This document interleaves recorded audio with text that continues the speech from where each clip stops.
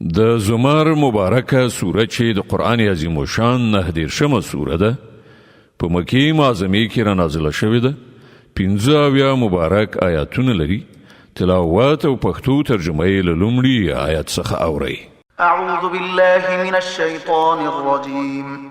پناه وړم الله تعالی شړل شوي شیطان څخه. بسم الله الرحمن الرحیم. د الله په نوم چې ډېر زیات مهربان پوره رحم لرونکی دی. تنزيل الكتاب من الله العزيز الحكيم. دغه کتاب د برلاسی او با حکمت الله لخوا نازل شوی دی. إنا أنزلنا إليك الكتاب بالحق فاعبد الله مخلصا له الدين. ای محمد مونږ دغه کتاب ته په حق نازل کړی دی.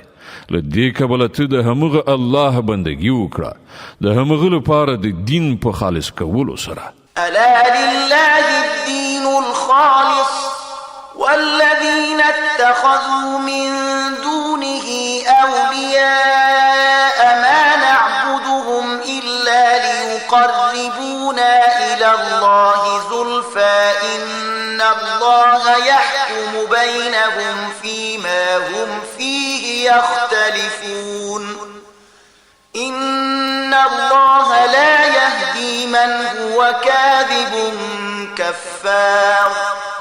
خبردار اوسه خالص دین د الله حق دی. پاتې شول هغه کسان چې هغوی له هغه پرته نور سرپرستان نیولي دي او د خپل دغه کار دا توجیه کوي چې مونږ خو د هغو عبادت صرف په دې خاطر کوو چې صرف هغوی مونږ الله ته ورسوي.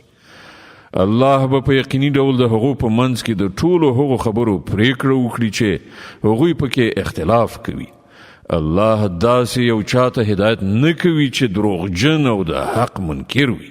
لو أراد الله أن يتخذ ولدا لاصطفى مما يخلق ما يشاء سبحانه هو الله الواحد القهار. که الله غوښتلی څوک زوی ونیسي نو له خپل مخلوق نه چې چاته خوښه وای غوره کړی به یو. پاک دی هغه له دې نه چې څوک د هغه زوی وي. هغه الله دی ایکی یو او پر ټولو برلاسی. خلق السماوات والأرض بالحق يكور الليل على النهار ويكور النهار على الليل وسخر الشمس والقمر كل يجري لأجل مسمى ألا هو العزيز الغفار. هغه اسمانونه او ځمکه په حق پیدا کړي دي. همغه پر ورځ شپه او پر شپه ورځ نغاړي. هغه لمر او سپوږمۍ په داسې شان رام کړي دي چې هر یو تر یو ټاکلي وخت پورې روان دي. وپوهیږي هغه برلاس او بخښونکی دی. خلقكم من نفس واحدة ثم جعل منها زوجها وأنزل لكم من الأنعام 8 أزواج يخلقكم في بطون أمهاتكم خلقا من بعد خلق في ظلمات 3 ذلكم الله ربكم له الملك لا إله إلا هو فأنا تصرفون. همغه تاسې لیون نفس نه پیدا کړی. بیا همغه دی چې له هغه نفس نه د هغه جوړه پیدا کړه او همغه ستاسې لپاره له څارویو نه 8 جوړې پیدا کړي. هغه ستاسې د میندو په ګېډو کې له 3 تیارو پردو نه دننه تاسې ته یو په بل پسې یوه بڼه درکوي. همدغه الله چې دغه چارې سرته رسوي ستاسې پروردګار دی. باچایي د همغه ده. له هغه پرته هیڅ معبود نشته. نو تاسې کوم لوري ته اړول کیږئ؟ إن تكفروا فإن الله غني عنكم ولا يرضى لعباده الكفر وإن تشكروا يرضه لكم ولا تزر وازرة وزر أخرى ثم إلى ربكم مرجعكم فينبئكم بما كنتم تعملون إنه عليم بذات الصدور. که تاسې کافر شئ نو الله له تاسې نه بېنیازه دی، خو هغه د خپلو بندګانو لپاره کفر نه خوښوي، او که تاسې شکر وباسئ نو هغه دا ستاسې لپاره خوښوي. هیڅ پیټی اخیستونکی به د کوم بل چا پیټی وانخلي. په پای کې ستاسې ټولو د خپل پروردګار خواته ورګرځېدل دي. بیا به هغه تاسې ته دروښیي چې تاسې څه کوئ. بېشکه هغه په هغه څه چې په سینو کې دي پوه دی. وإذا مس الإنسان ضر دعا ربه منيبا إليه ثم إذا خوله نعمة منه نسي ما كان يدعو إليه من قبل وجعل لله أندادا ليضل عن سبيله قل تمتع بكفرك قليلا إنك من أصحاب النار. پر انسان چې کله کوم آفت راځي نو هغه د خپل پروردګار خواته په رجوع کولو سره هغه بولي. بیا کله چې د هغه پروردګار هغه په خپل نعمت سره سر لوړی کوي نو هغه بیا هغه مصیبت هیروي چې د هغه له امله یې مخکې بلنه کوله او نور د الله سیالان ګرځوي تر څو چې د هغه له لارې نه نور خلک هم واړوي. ای پیغمبره هغه ته ووایه چې لږ ورځې له خپل کفر نه خوند واخله، ته په یقیني ډول دوزخ ته تلونکی. أمن هو قانت آناء الليل ساجدا وقائما يحذر الآخرة ويرجو رحمة ربه قل هل يستوي الذين يعلمون والذين لا يعلمون إنما يتذكر أولو الألباب. آیا د دغه انسان کړنلاره غوره ده او که د هغه چا چې امر منونکی دی د شپې په ساعتونو کې ولاړ وي او سجدې کوي، له آخرت نه ویریږي او د خپل پروردګار رحمت ته هیلهمند کیږي. له دوی نه پوښتنه وکړه آیا پوهېدونکي او نه پوهېدونکي کله یو شانته کیدای شي؟ نصیحت خو د پوهې خاوندان مني. قل يا عبادي الذين آمنوا اتقوا ربكم للذين أحسنوا في هذه الدنيا حسنة وأرض الله واسعة إنما يوفى الصابرون أجرهم بغیر حساب. ای پیغمبره ووایه چې ای د خدای بندگانو چې ایمان مو راوړی دی له خپل پروردګار نه وویریږئ. کومو کسانو چې په دې دنیا کې نیک چلند غوره کړی دی د هغو لپاره ښېګڼه ده او د خدای ځمکه پراخه ده. صبر کوونکو ته خو به خپل اجر بې حسابه ورکړ شي. قل إني أمرت أن أعبد الله مخلصا له الدين وأمرت لأن أكون أول المسلمين. ای پیغمبر دوی ته ووایه ما ته امر شوی دی چې د الله لپاره د دین په خالصولو سره د هغه بندګي وکړم او ما ته امر شوی دی چې تر ټولو د مخه زه په خپله مسلمان یعنی امر منونکی اطاعت کوونکی شم. قل إني أخاف إن عصيت ربي عذاب يوم عظيم. وای که زه د خپل پروردګار نافرمانی وکړم نو زه د یوې سترې ورځې له عذاب نه ویریږم. قل الله أعبد مخلصا له ديني فاعبدوا ما شئتم من دونه قل إن الخاسرين الذين خسروا أنفسهم وأهليهم يوم القيامة ألا ذلك هو الخسران المبين. وای چې زه خو به د الله لپاره د دین په خالصولو سره د همغه بندګي وکړم. تاسې چې له هغه پرته د هر چا بندګي کول غواړئ کوئ. وای اصلي مفلسان خو همغه کسان دي چې خپل ځانونه او خپل کورنۍ د قیامت د ورځې په زیان کې واچول. ښه واورئ همدغه ښکاره مفلسي ده. لهم من فوقهم ظلل من النار ومن تحتهم ظلل ذلك يخوف الله به عباده يا عباد فاتقون. پر هغو به د اور چترۍ له پاسه هم خوري وي او د لاندې نه هم. دا هغه عذاب دی چې له هغه نه الله خپل بندگان ویروي. نو ای زما بندگانو زما له غضب نه ځان وساتئ. والذين اجتنبوا الطاغوت أن يعبدوها وأنابوا إلى الله لهم البشرى فبشر عباد الذين يستمعون القول فيتبعون أحسنه أولئك الذين هداهم الله وأولئك هم أولو الألباب. د دې پر خلاف کوم خلکو چې د طاغوت یعنی شیطان له بندګۍ نه ډډه وکړه او د الله خواته رجوع وکړه د هغو لپاره زیری دی. نو ای پیغمبر زیری ورکړه زما هغو بندگانو ته چې خبره په غور سره اوري او د هغې د ډیر ښه اړخ پیروي کوي. دا هغه خلک دي چې هغو ته الله تعالی هدایت کړی دی او هم دوی د پوهې خاوندان دي. أفمن حق عليه كلمة العذاب أفأنت تنقذ من في النار. ای پیغمبره هغه چاته څوک نجات ورکولای شي چې پر هغه باندې د عذاب کلمات تطبیق شوي وي؟ آیا ته هغه چاته نجات ورکولای شي چې په اور کې غورځېدلی وي؟ لكن الذين اتقوا ربهم لهم غرف من فوقها غرف مبنية تجري من تحتها الأنهار وعد الله لا يخلف الله الميعاد.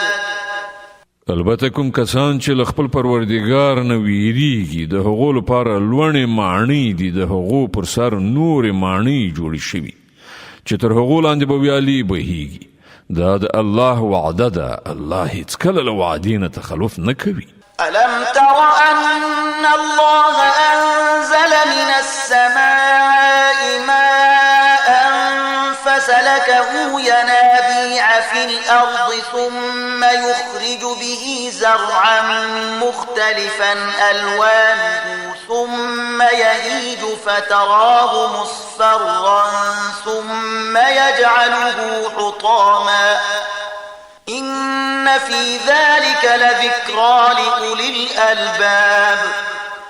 آیات نویني چې الله له اسمانه اوبو ورولي، بیا یې هغه د کاریزونو او چینو او سیندونو په شکل په ځمکه کې وبهولي.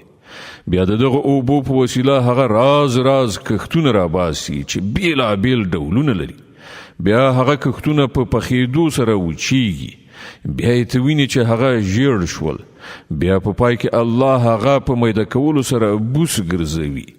په حقیقت کې د پوهې لرونکو لپاره په دې کې یو درس دی. أفمن شرح الله صدره للإسلام فهو على نور من ربه فويل للقاسية قلوبهم من ذكر الله أولئك في ضلال مبين.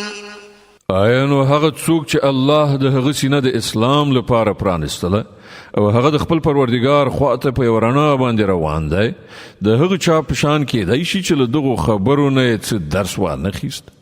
تباهي ده د هغو خلکو لپاره چې زړونه یې د الله په نصیحت سره لا زیات سخت شول.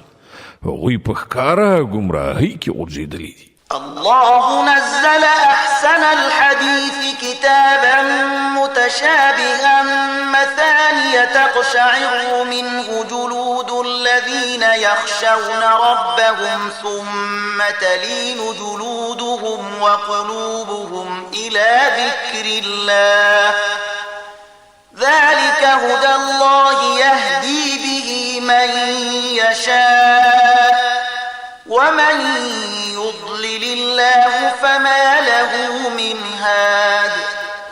الله ډیر غوره کلام نازل کړی دی، داسې یو کتاب چې د هغه ټولې برخې یوه بلې ته ورته دي او مضامین پکې په وار وار تکرار شوي دي.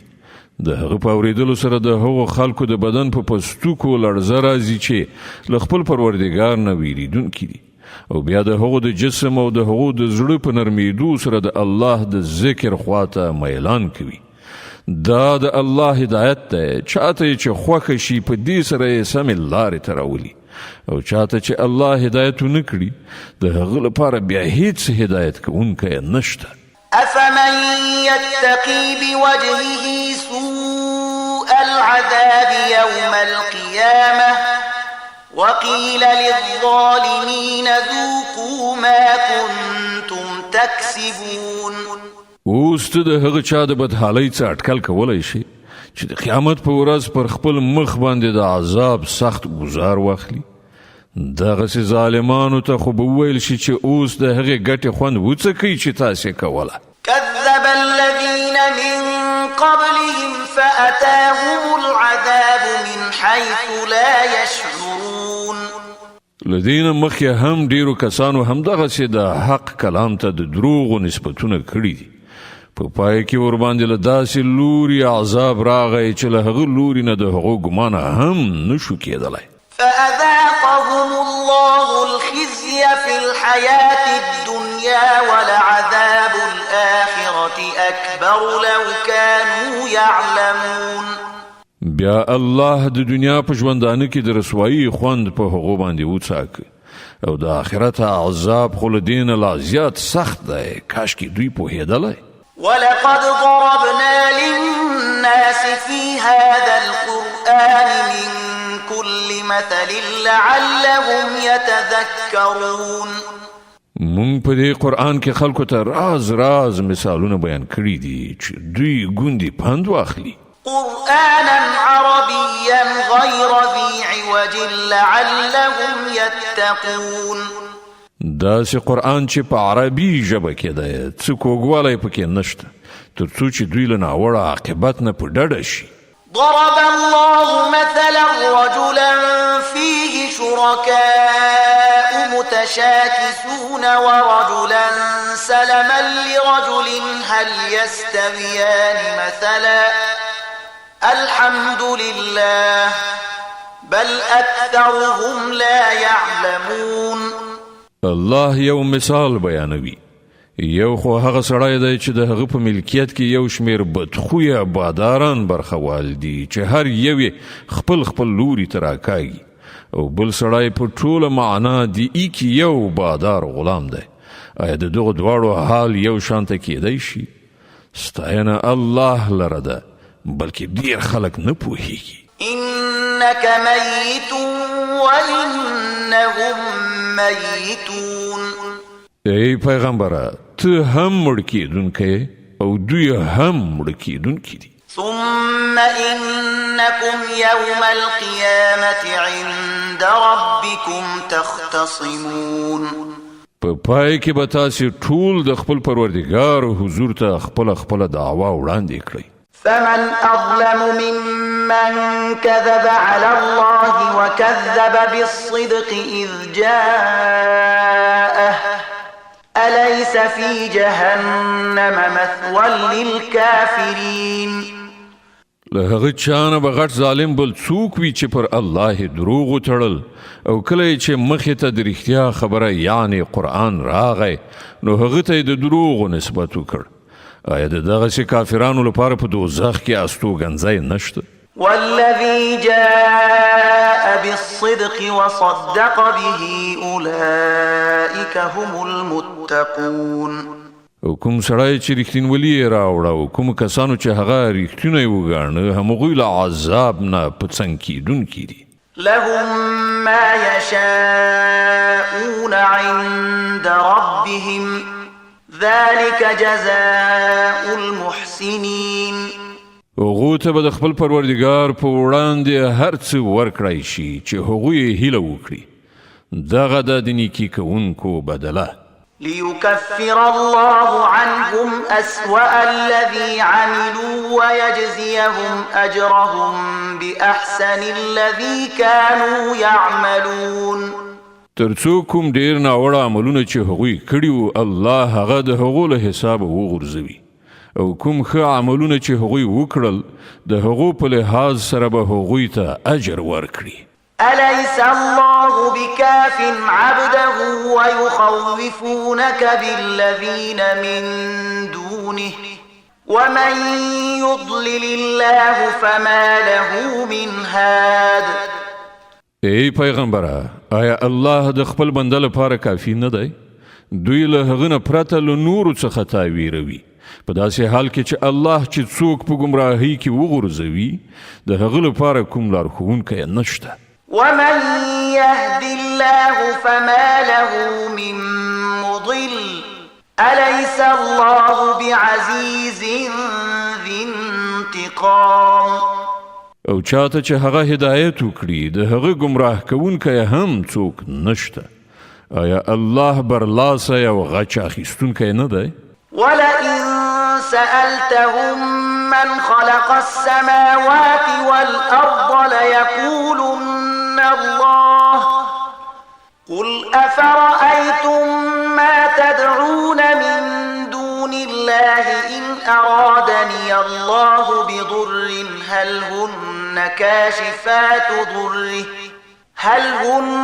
كاشفات ضره أو أرادني برحمة هل هن ممسكات رحمته قل حسبي الله عليه يتوكل المتوكلون. که تل دوی نه پوښتنه وکړي چې ځمکه او اسمانونه چا پیدا کړي دي، نو دوی به پخپله ووایي چې الله. دوی ته ووایه کله چې حقیقت دا دی نو ستاسې څه ګمان دی چې که الله ماته څه زیان رسول وغواړي نو آیا ستاسې دغه معبودان چې له الله نه پرته یې بولئ ما به د هغه له رسول شوي زیان څخه وژغوري؟ یا که الله پر ما باندې مهرباني کولو وغواړي نو آیا دوی به د هغه د رحمت مخنیوی وکړی شي؟ نو دوی ته ووایه چې زما لپاره همدا الله کافي دی، توکل کوونکي پر همغه توکل کوي. قل يا قوم اعملوا على مكانتكم إني عامل فسوف تعلمون من يأتيه عذاب يخزيه ويحل عليه عذاب مقيم. دوی ته په صراحت سره ووایه چې ای زما قومه، تاسې په خپل ځای خپل کار کوئ، زه به خپل کار کوم. ډیر ژر به تاسې ته معلومه شي چې پر چا باندې رسوا کوونکی عذاب راځي او چاته هغه سزا ورکول کیږي چې هیڅکله ایسته کیدونکې نه ده.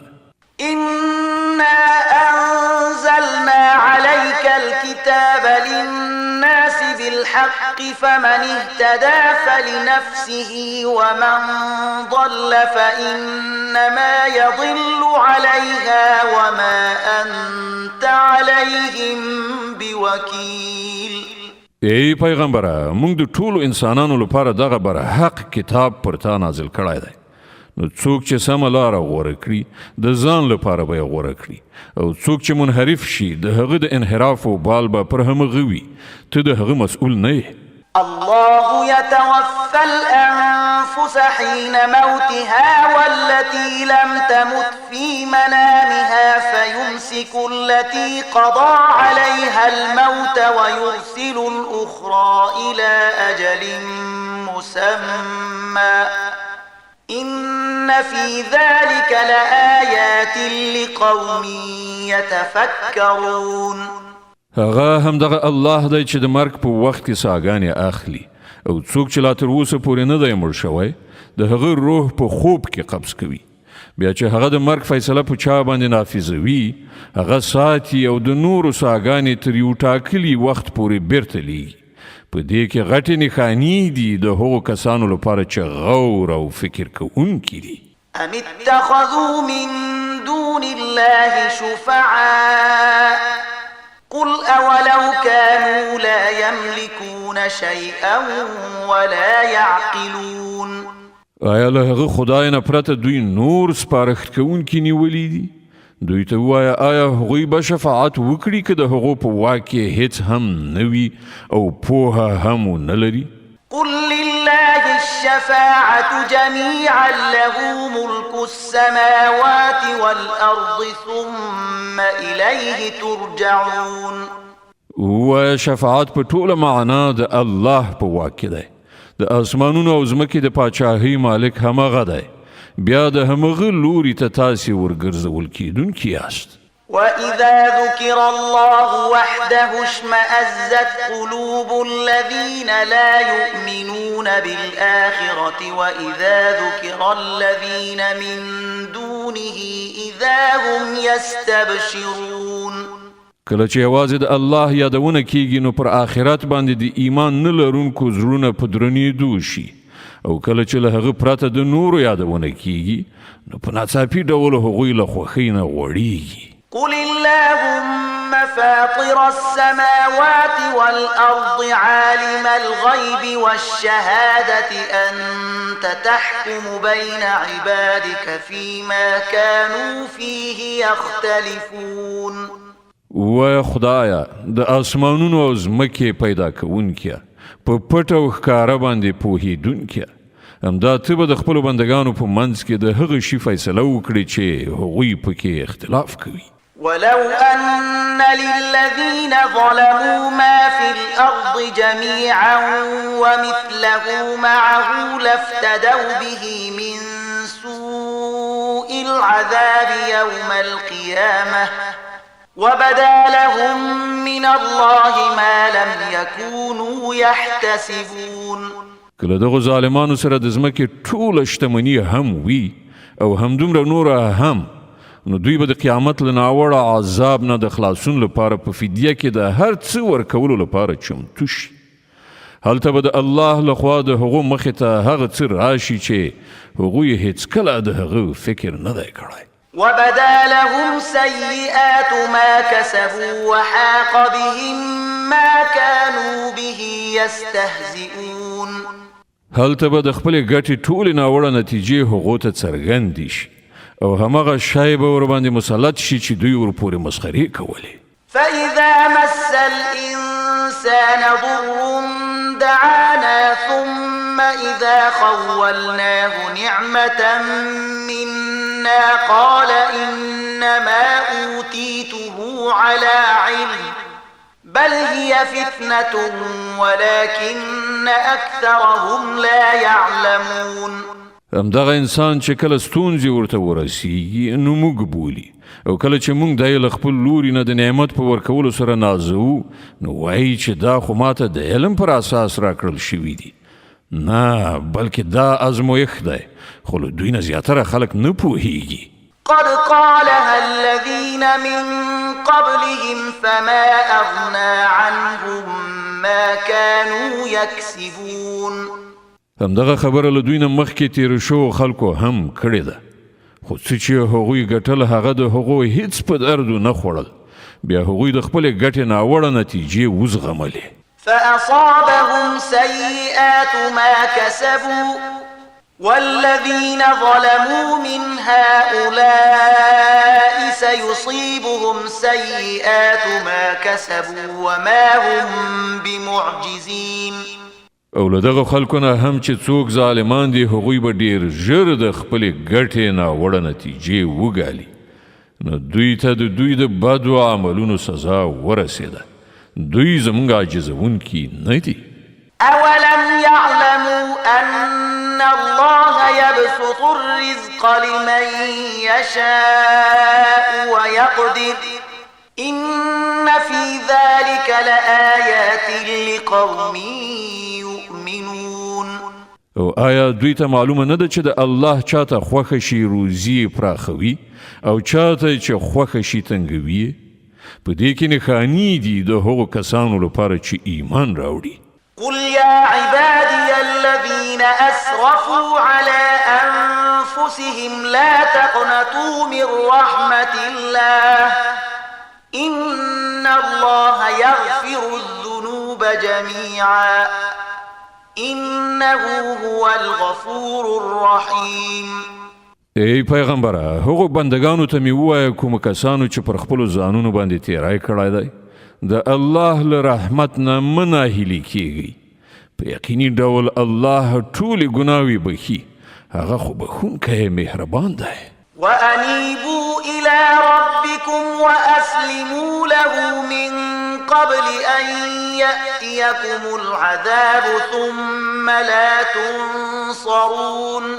راوګرځئ د خپل پروردګار خواته او امر منونکي شئ د هغه مخکې له دې نه چې پر تاسې عذاب راشي او بیا له هیڅ لوري نه درته مرسته ونشي رسېدلی. واتبعوا أحسن ما أنزل إليكم من ربكم من قبل أن يأتيكم العذاب بغتة وأنتم لا تشعرون.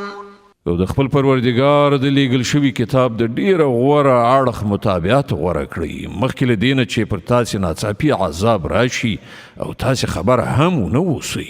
أن تقول نفس يا حسرة على ما فرطت في جنب الله وإن كنت لمن الساخرين أو تقول لو أن الله هداني لكنت من المتقين أو تقول حين ترى العذاب لو أن لي كرة فأكون من المحسنين. دا سینه چې وروسته څوک وایي چې افسوس زما پر هغه تقصیر چې ما د الله په شان کې وکړ بلکې برعکس زه خو په ملنډو وهونکو کې شامل وم یا وایي کاش کې الله ما ته هدایت کړی وای نو زه به هم له پرهیزګارانو څخه وم یا د عذاب په لیدلو سره وایي کاش کې ما ته یو بل فرصت په لاس راشي او زه هم د ښه عمل له کوونکو څخه شم. بلى قد جاءتك آياتي فكذبت بها واستكبرت وكنت من الكافرين. او په هغه وخت کې ورته دا ځواب ورکړای شي ولې نه تا ته زما آیاتونه راغلي وو بیا تا هغه دروغ وګڼل او تکبر دې وکړ او ته له کافرانو څخه وې. ويوم القيامة ترى الذين كذبوا على الله وجوههم مسودة أليس في جهنم مثوى للمتكبرين. نن چې کوم کسانو پر خدای دروغ تړلی دي د قیامت په ورځ به ته هغوی ووینې چې مخونه به یې تور وي. آیا په دوزخ کې د تکبر کوونکو لپاره ځای نشته؟ وينجي الله الذين اتقوا بمفازتهم لا يمسهم السوء ولا هم يحزنون. د دې برعکس کوم کسانو چې دلته پرهیزګاري کړې ده د هغو د بریالیتوب د اسبابو له امله به الله هغوی ته نجات ورکړي هغوی ته به نه څه آفت ورسیږي او نه به هغوی غمجن وي. الله خالق كل شيء وهو على كل شيء وكيل. الله د هر شي هستونکی دی او همغه د هر شي ساتونکی دی. له مقاليد السماوات والأرض والذين كفروا بآيات الله أولئك هم الخاسرون. د ځمکې او اسمانونو د خزانو کلیګانې له همغه سره دي او کوم کسان چې د الله په آیاتونو باندې کافران کیږي همغه د زمر مبارکه سورت چې د قرآن عظیم شان 19 سوره ده په مکې معظمه کې را نازله شوې ده 15 مبارک آیاتونه لري تلاوت او پښتو ترجمه یې له 4 آیت څخه اوري. قل أفغير الله تأمروني أعبد أيها الجاهلون. ای پیغمبره دوی ته ووایه نو ای جاهلانو تاسې له الله نه پرته د کوم بل چا د بندګۍ کولو لپاره ماته وایاست. ولقد أوحي إليك وإلى الذين من قبلك لئن أشركت ليحبطن عملك ولتكونن من الخاسرين بل الله فاعبد وكن من الشاكرين. دا خبره باید ته هغو ته په ډاګه څرګنده وکړې ځکه چې تا ته او له تا نه مخکې تېرو شوو ټولو پیغمبرانو ته دغه وحی لیږل شوې ده چې که تا شرک وکړ نو ستا عمل به بابیزه یعنې ضایع شي او ته به په زیان کې لوېدلی اوسې. له دې کبله ای پیغمبره ته یوازې د الله بندګي وکړه او له شکر کوونکو بندګانو څخه شه. وما قدر الله حق حق قدره والأرض جميعا قبضته يوم القيامة والسماوات مطويات بيمينه سبحانه وتعالى عما يشركون. دوی هغه چې د الله قدر ونکړ لکه څنګه چې د هغه د قدر کولو حق دی. د هغه کامل قدرت خود داسې دی چې د قیامت په ورځ به ټوله ځمکه د هغه په قبضه کې وي او آسمانونه به د هغه په ښي بلا کیفه لاس کې نغښتل شوي وي. پاک او لوړ دی هغه له هغه شرک نه چې دوی یې کوي. ونفخ في الصور فصعق من في السماوات ومن في الأرض إلا من شاء الله ثم نفخ فيه أخرى فإذا هم قيام ينظرون. او په هغه ورځ به په سوریان شپېلۍ کې پوکړی شي او هغه ټول چې په آسمانونو او ځمکه کې دي مړه به راوغورځېږي پرته له هغو چې الله د هغو ژوند غواړي. بیا به یو بله شپېلۍ پوکړی شي او په ناڅاپي ډول به ټول راپاڅېږي ګوري به.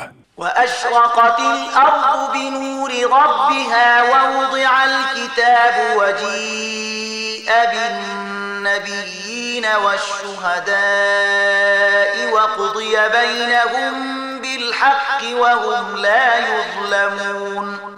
زمکه به د خپل پروردګار په نور سره ځلانده شي، د عملنامو کتاب به کېښودل شي، پیغمبران او ټول شاهدان به را حاضر کړای شي، د خلکو په منځ کې به له حق سره سمه فیصله وکړای شي او پر هغو به هیڅ ظلم نه وي. ووفيت كل نفس ما عملت وهو أعلم بما يفعلون. او هر چاته به هر څه عمل چې کړی و د هغه پوره بشپړه بدله ورکړی شي. خلق چې هر څه کوي الله پرې ښه پوهیږي.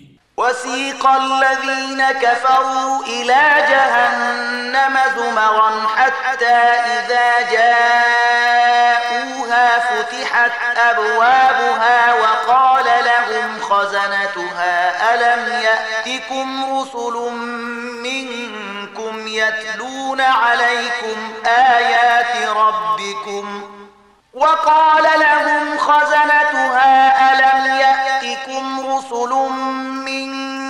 يتلون عليكم آيات ربكم وينذرونكم لقاء يومكم هذا قالوا بلى ولكن حقت كلمة العذاب على الكافرين.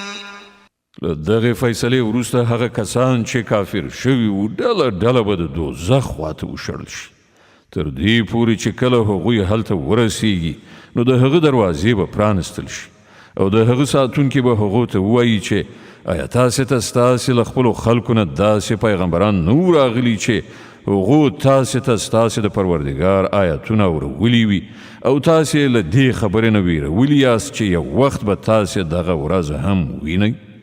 هغوی به ځواب ورکړي هو راغلي وو خو د عذاب فیصله پر کافرانو تطبیق شوه. قيل ادخلوا أبواب جهنم خالدين فيها فبئس مثوى المتكبرين. دوی ته به وویل شي ننوځئ د دوزخ په دروازو کې دلته اوس ستاسې همیشنۍ استوګنه ده ډېر بد استوګنځای دی دا د متکبرانو لپاره. وسيق الذين اتقوا ربهم إلى الجنة زمرا حتى إذا جاءوها وفتحت أبوابها وقال لهم خزنتها سلام عليكم طبتم فادخلوها خالدين.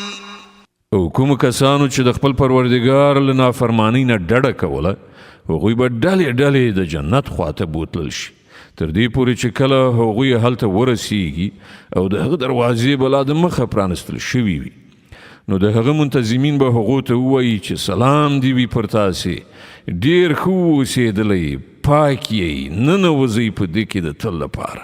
وقالوا الحمد لله الذي صدقنا وعده وأورثنا الأرض نتبوأ من الجنة حيث نشاء فنعم أجر العاملين. او هغوی به ووایي شکر دی د هغه خدای چې له موږ سره یې خپله وعده رښتینې کړه او موږ یې د ځمکې وارثان وګرځولو اوس چې موږ په جنت کې هر چیرته وغواړو خپل ځای جوړولی شو نو ډیر ښه اجر دی د عمل کوونکو لپاره وترى الملائكة حافين من حول العرش يسبحون بحمد ربهم وقضي بينهم بالحق وقيل الحمد لله رب العالمين او ته به وګورې چې په رښتیا د عرش چار پیره حلقه جوړې شوې د خپل پروردګار ثنا ویونکې او پاکي بیانونکې به وي د خلکو په منځ کې به له حق سره سمه فیصله صادره کړی شي او غږ به وشي ثنا ستاینه ده د عالمیانو د پروردګار لپاره صدق الله العظیم الله ستر رښتیا ویونکی دی